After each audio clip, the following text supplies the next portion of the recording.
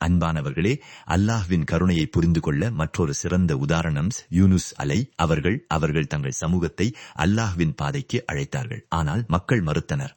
ஒரு கட்டத்தில் அவர்கள் மனவேதனையுடன் அந்த ஊரை விட்டு வெளியேறினார்கள். பின்னர் கடலில் நடந்த சம்பவத்தில் அவர்கள் ஒரு பெரிய மீனால் விழுங்கப்பட்டார்கள். இருள் மேல் இருள், கடலின் இருள், இரவின் இருள், மீனின் வயிற்றின் இருள். அந்த நேரத்தில் அவர்களை காப்பாற்ற யாரும் இல்லை. ஆனால் அல்லாஹ் இருந்தான். அப்போது அவர்கள் இந்த துஆவை கூறினார்கள். லா இலாஹ இல்லா அந்த சுஃபானக இன்னி குந்துமினல் ஷாலிமீன். அதன் பொருள், உன்னை தவிர வணக்கத்திற்குரியவன் யாரும் இல்லை, நீ பரிசுத்தமானவன். நிச்சயமாக நான் அநீதி இழைத்தவர்களில் ஒருவனாக இருந்தேன்.